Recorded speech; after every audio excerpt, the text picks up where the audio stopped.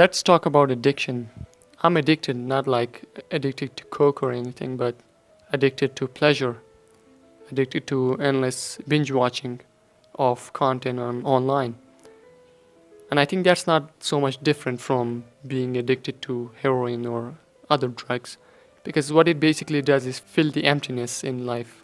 What do I mean by that?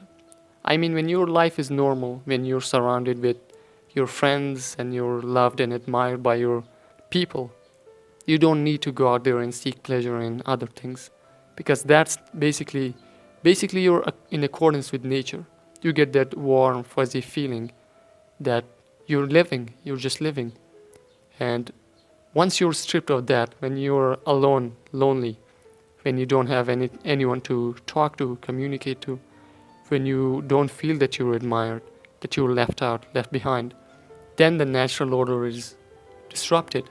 You're basically not in accordance with nature. You're depressed, you're nihilistic, and especially something's missing in your life, that warm, fuzzy feeling you felt as a child. And then when you grew up, that suddenly disappeared.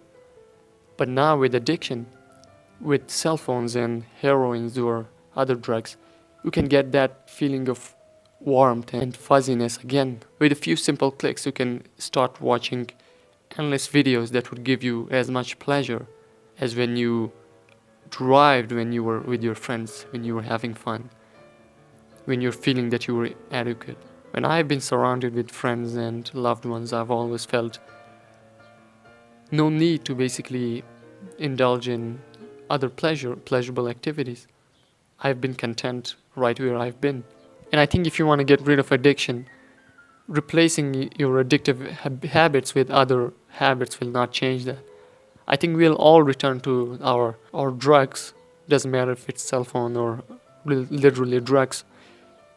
You can't just run away from those if you don't fill the gap in your life. And that gap could be meaning. Maybe you've lost the meaning for your life, or you're not surrounded with the right people, or you've had trauma.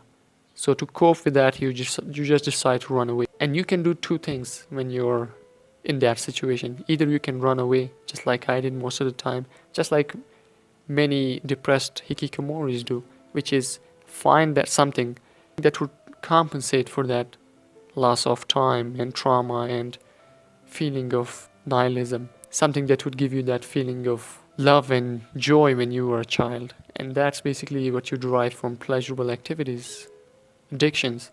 You can do that, or you can suffer, stay idle, and then find meaning through the suffering, as this great virgin once said. And the way that I found meaning being idle was creating things. I love creating. Even if I stay idle, I could focus on one thing which is not as pleasurable but would give me a sense of fulfillment in the long run. I love creating stories and making videos and sharing my insight with the world. And something magical happens when you stay idle and not succumb to pleasure. Let's talk about dopamine. Dopamine is the chemical which gets released in your mind, brain, when you do something pleasurable. I think I might have skewed the meaning, but I think that's basically it. When you do something that you enjoy, maybe eating some delicious food, or you scroll through Instagram and watch funny videos, your brain releases dopamine. And the more you do that, the more your brain is programmed to crave for those things, to get more dopamine. So you're basically in this loop, this addiction loop, where you're lacking that joy in your life, and you seek that in pleasurable activities, and then you get dopamine, and then dopamine forces your body to crave more, and then you keep being addicted. Dopamine is a brain chemical associated with wanting. According to Loretta Bruning, author of Habits of a Happy Brain, dopamine is triggered by new rewards. That's why the first lick of an ice cream cone is heaven. 10 licks later, your attention wanders. You start thinking about the next thing on your agenda, and the next. You still love the ice cream, but you don't feel it as much because your brain doesn't see it as new information. Your brain is already looking for the next great way to meet your needs. However, with video games, porn sites, and social media, your brain always has the next thing to be excited about because they are engineered to trigger constant dopamine release. This is what I did to get rid of my dopamine addiction. I stared at the wall. Not in the literal sense of staring at the wall for several hours. What I mean by this is doing things which are boring, which doesn't give me as much pleasure as those set pleasurable activities. Maybe for you this could be literally sitting down and staring at a wall, or laying down staring at a wall.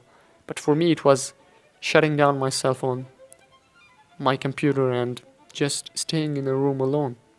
No books, nothing, just laying down and staring at the ceiling, just letting my mind at ease, letting the thoughts roam free.